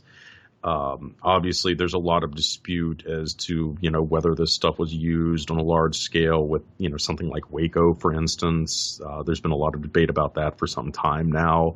But certainly, I mean, I do think a lot of it went into the deep private by the middle of the decade. And, you know, again, Waco might have been a reason for that. You know, there was just too much evidence potentially of that kind of thing being used there. But again, you know, that was where good old Bob Bigelow came into the rescue. And, of course, all this stuff that you can kind of see with Skinwalker and that type of thing. And then, I mean, getting into, you know, some of the stuff that Robert Guffey has kind of chronicled and Cambilio.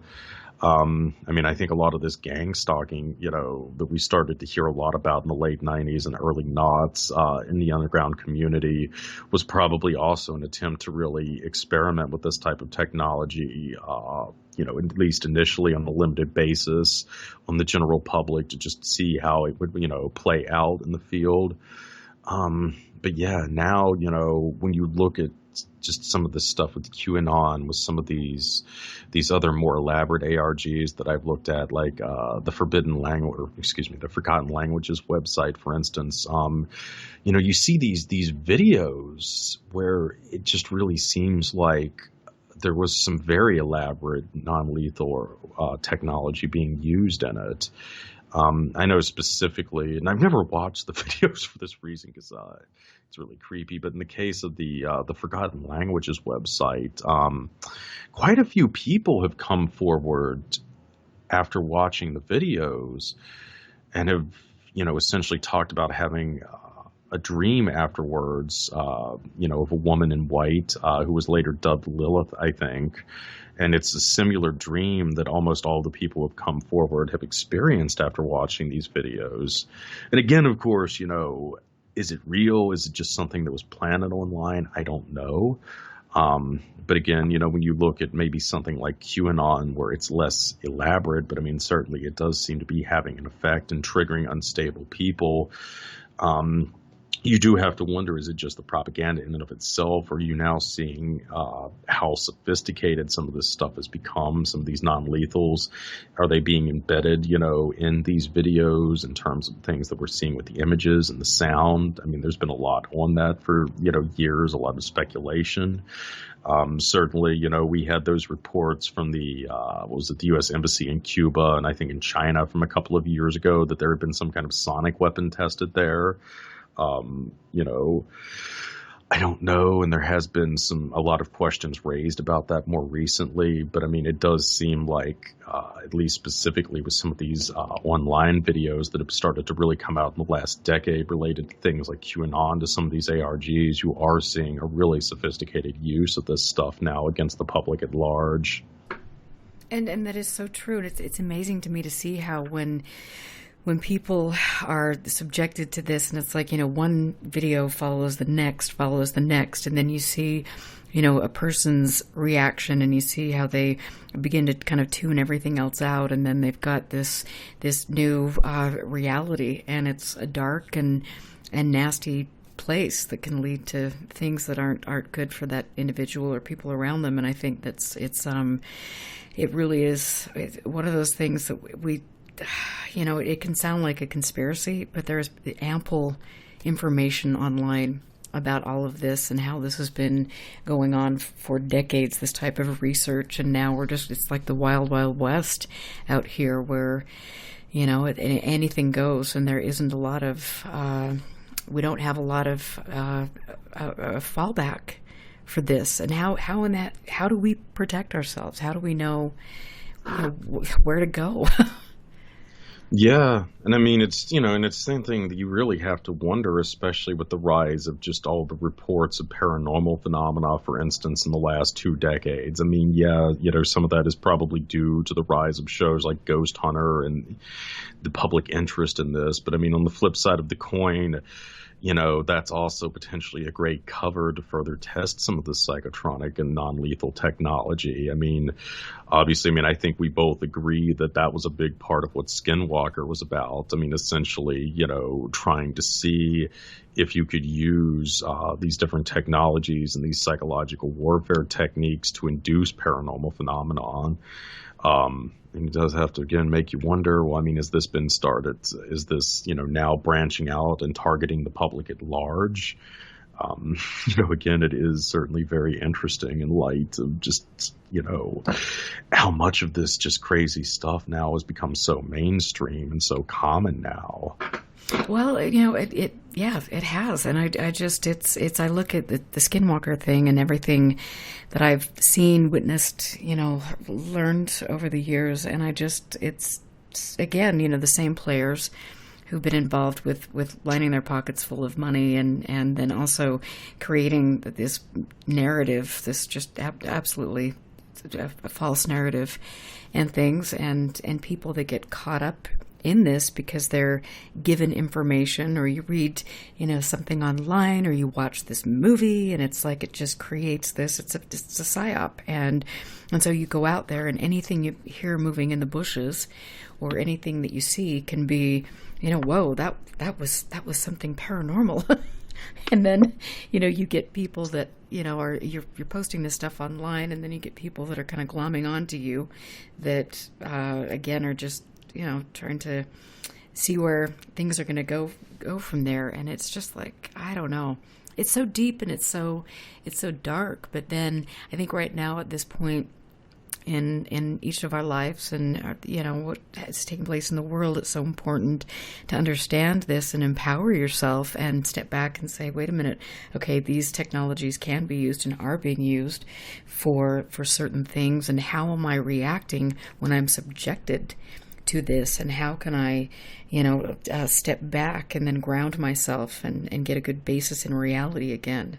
And it's a hard thing to do these days, especially when you've got COVID and you're stuck at home and people aren't grace under pressure. We're facing stressors that we've never ever faced in our lives as a collective, and it really is something. It's making me tired. Well, yeah, and I mean, I think in the flip side of the coin, too, I mean, it's also, people are even more susceptible to a lot of these kind of technologies, too. I mean, they're isolated, they're stuck at home. I mean, how many more people have started to, look at these videos and these kind of things that we've been talking about, it raises a lot of possibilities. I mean, another kind of interesting development I thought in that regard was, that one app, Randonautica, which came out, just shortly before the COVID lockdowns, were initiated. I think actually it came out on, February 23rd, which is kind of ironic. Of course, you've got a 23, which plays into Bob Wilson's whole 23 enigma. And of course, the Cosmic Trigger and the Illuminatus trilogy are so important to all of this. But I mean, also you've got the 223, which is, I guess, refers for the Skull and Bones thing, which was a nice touch, I guess. But anyway, Randonautica, it's an app now effectively to help you induce your own synchronicities. It's very interesting. But this is something where, again, you've already had a lot of these reports come out of people using it, of them going to, being directed to houses where crimes had just recently been committed. I think in one case, somebody reported being directed to a location where there was a dead body. I think in another case, oh my gosh. Yeah. So, I mean, it's just fascinating. Now they have essentially developed an app to try to generate synchronicities. And I mean, this is kind of, I think, another way of this, myth making, of potentially trying to generate or see if you can generate paranormal phenomena, high strangeness, whatever you want to call it. But I mean, also, effectively having people going out and acting out this stuff, which is really important to these groups. I mean, they have their own sort of variation on the secret or the laws of attraction, but it's not really centered around your thoughts. I mean, that doesn't really have a lot to do with anything. What defines us are, in fact, our actions, not our thoughts. We are our actions. So, when you have people actually going out and acting out attempts to generate synchronicities, you are changing their conception of themselves effectively. And that's, a subtle method towards changing them as a whole. So again, it's also, I think, in a way, another kind of clever way to promote, again, these kind of new, bizarre religious beliefs that really fascinate this group that we're talking about. Something I kind of wanted to bring up, but I think it's really telling. Valet, I believe, describes himself as a Rosicrucian, and I think you told me Hynek thought of himself as a Rosicrucian too, right?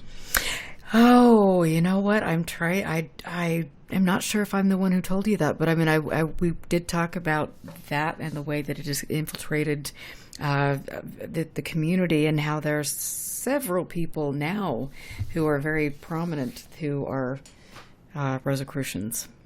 Yeah, no, I've started to wonder if that's actually a bit of a code word, if you will. Because, I mean, the thing about Rosicrucianism, I mean, again, it was basically a LARP. It purported to be this secret society with this mystical origin that went back, at least, I think, 100 years or something like that. And it was all nonsense. I mean, there really weren't any, kind of mystical occult orders in Europe in that point in time that weren't Catholic, at least. I mean, I guess you could throw the Jesuits or something in there, but,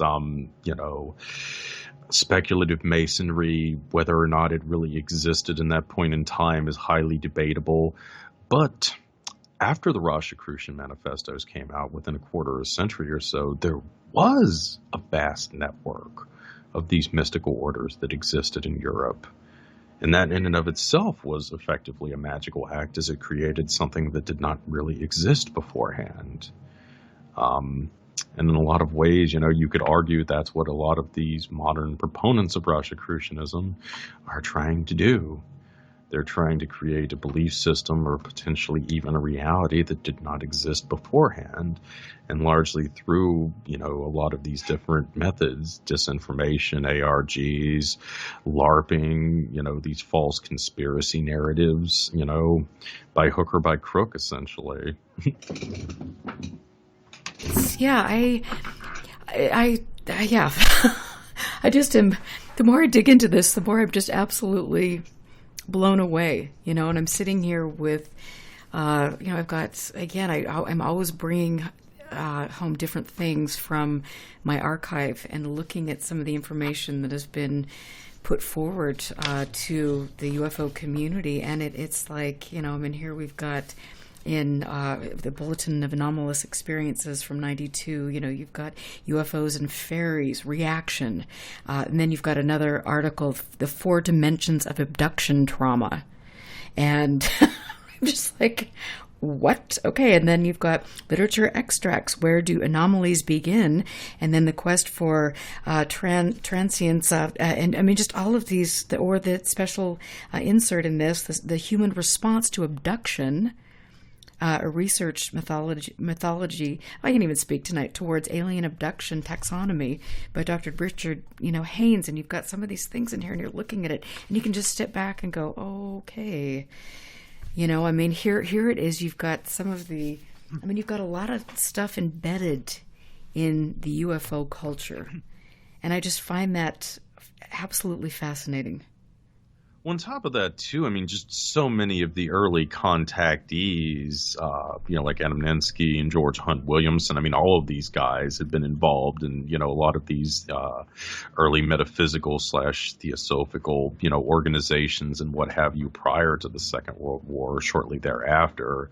So, I mean, it was kind of like from the beginning, you always had this sort of mystical undercurrent that existed in ufology, despite the fact that there was always this, kind of attempt to put this, modern scientific spin on it with the extraterrestrials and their nuts and bolts ship, from outer space and so forth. And then, of course, there's the whole thing with the funny names and what have you that so many of the early contactees gave for the beings that they were allegedly communicating with. And obviously, there's been a lot of speculation as to whether or not this was some kind of, kind of metaphysical running gag that some of these people were playing.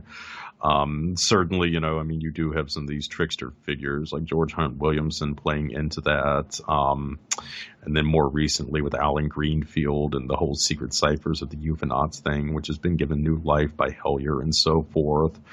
So, yeah, I mean, it's just really, kind of fascinating that from really the very beginning, there was, I think, almost consciously on the part really of some of these early contactees and so forth, this kind of myth making that was playing into all of this, which is why, I don't think that it really is that surprising that from very early on you do start to see these associations with, the Fae and a lot of these tropes from mythology and so forth. And, I think early on, too, some of the Hollow Earth stuff and the Shaver mysteries was brought in as well. And, really quite kind of metaphysical stew, if you will. I suppose from a darker perspective, you also had the whole Lovecraft mythos. Of course, a lot of that stuff didn't really come out to the broader public until the 1970s, but, who really knows how long Kenneth Grant and the, kind of group of disciples he had working with him had been looking into that type of stuff. But again, that was kind of another nexus where, this, fiction from H.P. Lovecraft, would later become so heavily associated with ufology. But again, it kind of provided, a ready-made, almost explanation of it, if you will. Lovecraft really had provided a fascinating framework for, how you could approach the whole concept of extraterrestrials through a metaphysical prism.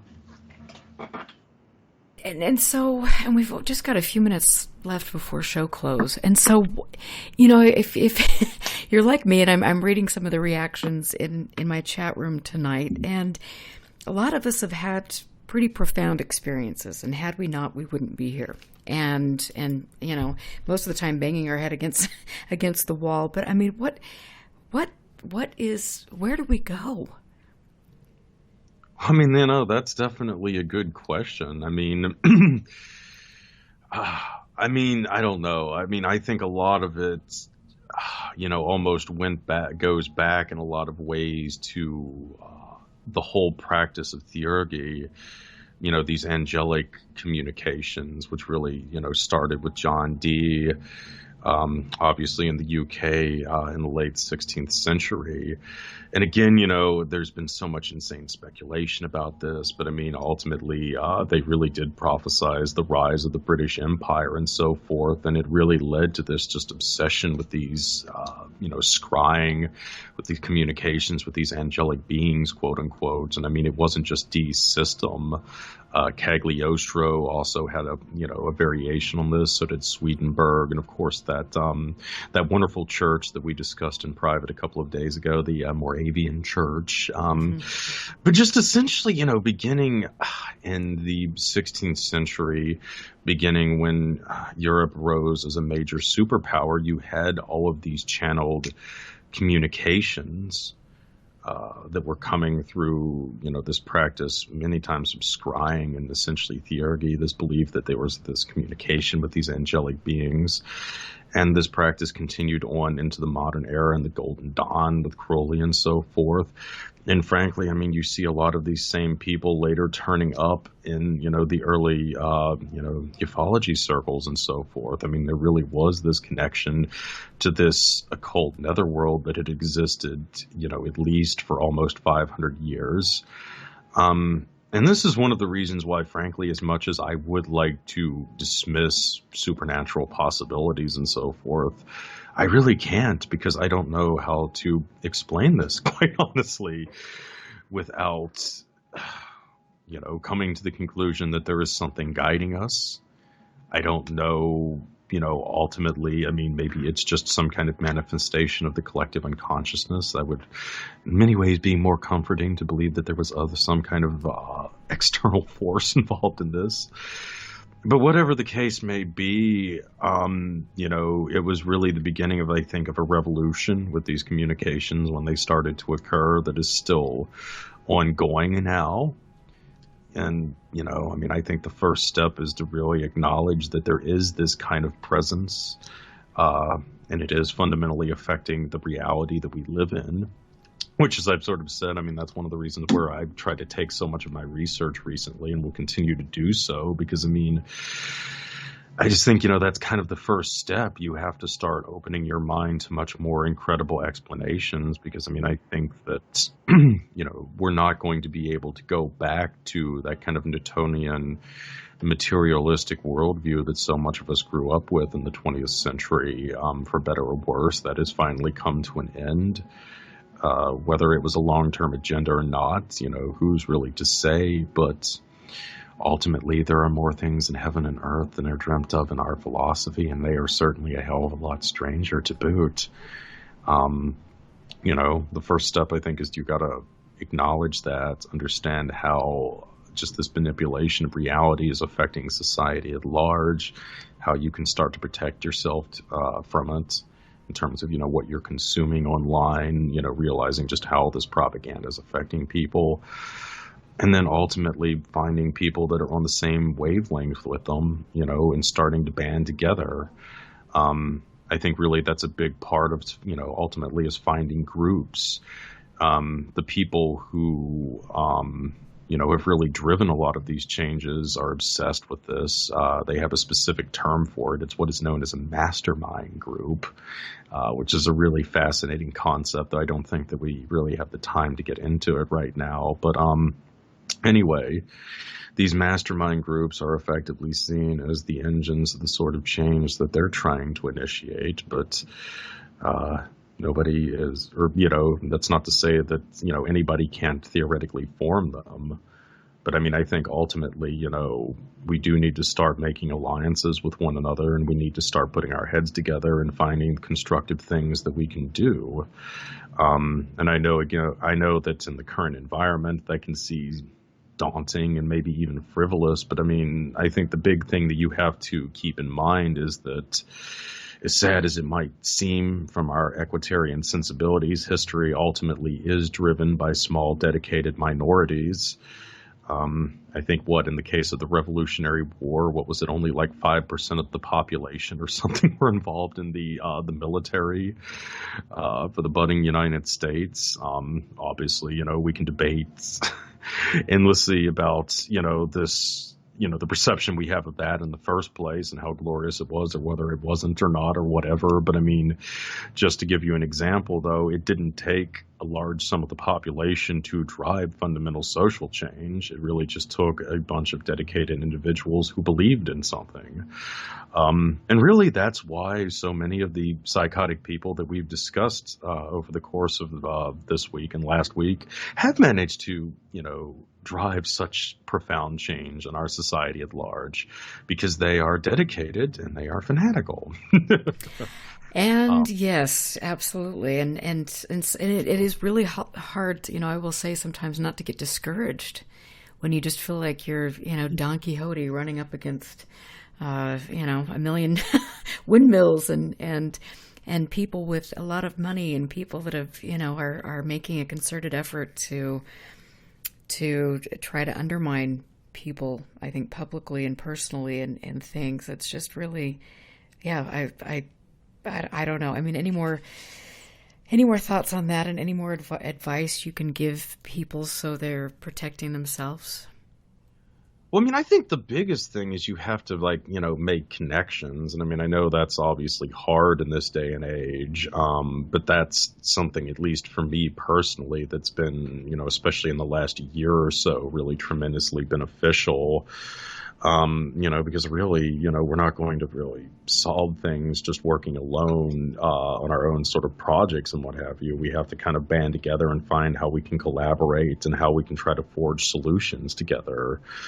I was in something of an advantageous position to do that because as a blogger, I've been putting stuff out into the wild, so to speak, for years now. And then certainly getting into more multimedia, that's only increased the amount of feedback that I'm getting. And, in the process of that, I mean, I have met some wonderful people.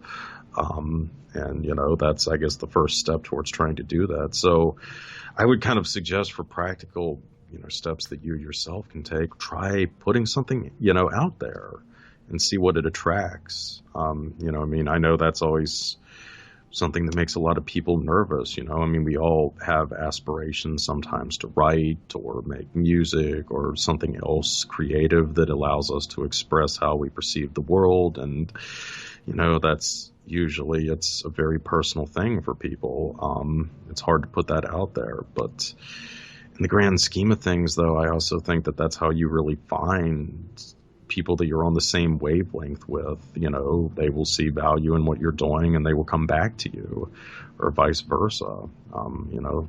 It's kind of, I guess, the crux of really making, I think, what are strong connections and interesting connections with people. I mean, especially in this day and age.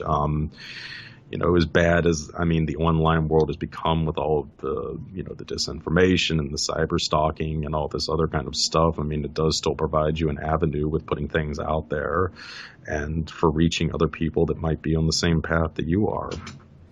And I mean, I am grateful and thank you. That's a very positive note to finish the show off on, because sometimes, when we look through go down these rabbit holes, they can be pretty, it's hard on you. It's important, and that's why I keep doing it, and I know that's why you keep doing it. And the truth sometimes is not pretty, but it is necessary for growth.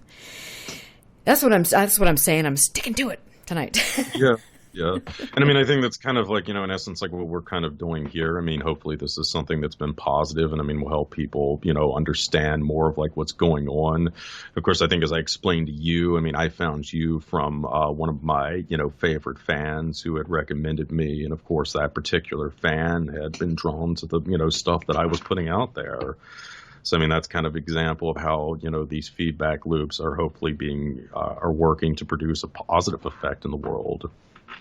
Well, and I will say that I have, just like you, met some people that I will always hold very, very dear to my heart. And had I not been interested in the UFO topic and put myself out there, I never would have had these connections. And that really is a beautiful thing. And at the end of the day, I mean, it's let the powers that be, or some of these nasty people, try to take that beauty away, that connectedness that I have with other people and that you do as well. And so, I mean, there is hope. I know there is. And I just thank you for everything, for putting all of this out there. You've given us a lot of things to think about, a lot of things that I will be pursuing. And again, I want to just, where can people find you? When is your next show coming on, and who are you interviewing? Well, you can obviously find me at my website, which we've been talking about throughout here. That's visaview.blogspot.com. And then there is also my podcast, which is The Farm. You can find that at The Farm Podcast. That's all one word, thefarmpodcast.com. We just actually did a big show on ARGs with myself, John Brisson, and Jack Hart. So if you want more on the history of this, and specifically how it's potentially being used by people within the Trump administration, the different intelligence people and so forth, Joe, check that out. It's really a great show. And next week, I will be back on the air with my faithful research partner, Keith Allen Dennis, explaining one of my favorite secret societies called Los Tecos, one that you've probably never heard of. And there's good reasons for that, because it is an absolutely horrendous organization. You can learn all about that and just the disastrous U.S. foreign policy in Mexico and the just terrible things that have happened south of the border for many, many years in relation to that. Yeah. But anyway, we'll also have some, hopefully maybe less, I'm sorry though, that whole thing is just really personal for me, because I've researched these anti-communist death squads all over the world, and it's just, of all the things that I think I've really researched, it's one of the hardest things, just seeing how, especially in so many countries throughout Latin America, you had these militias that were set up, and just the horrendous amount of violence that were perpetuated by them. I mean, I've read and heard from survivors just stories of whole villages just being utterly liquidated and then just burned to the ground and totally wiped off the face of the earth. It's a really terrible thing, and that was why that show in particular was really important to me, because it's really something that people need to understand more, and how much U.S. foreign policy has employed these kinds of methods, and just how utterly barbaric it really is. So yeah, that one's coming up, and hopefully on somewhat more esoteric themed ones. I've got Robert Guffey coming in. I got your show coming up. Another interesting one with David Metcalf coming up, and I got the Pennyroyal guys coming back soon, so we can talk about their podcast, which I was deeply involved with. If you're a fan of Hellier, definitely want to check that out. And please consider subscribing to our paid section of the podcast. If you do, you get 2 extra full-length podcasts each month with some more exclusive guests and content. I've already got some really cool shows lined up for that. Going to have Chris Knowles back, talk some interesting subjects. That'll be cool. Yeah, I'm hoping I can get actually one of the guys who was directly involved in the Ong's Head ARG to come in and talk about how that whole thing has unfolded recently. And I hopefully got Richard B. Spence coming back for the paid subscribers section. He is, of course, the author of Secret Agent 666, which goes into Crowley's involvement with the British intelligence services. Wow. He's also the host of what was it, The Real History of Secret Societies on the History Channel, which is just a great series. Spence he's a fantastic guy to talk with. There's nobody out there who knows more about secret societies than him. So that will be an awesome show. We're actually going to talk the Orange Lodge, which is a secret society I know many of you have never heard of. But like the Techos, it also has a really fascinating history that more cool. people. Dang. Yeah. Well, I'm a fan, so... I'll be talking to you more off the air, and I'll be listening and following your work. And thank you again for doing not one but 2 shows back to back. This is awesome. Oh well, anytime. Well, I'll be taking you up on that. Oh yeah, sure.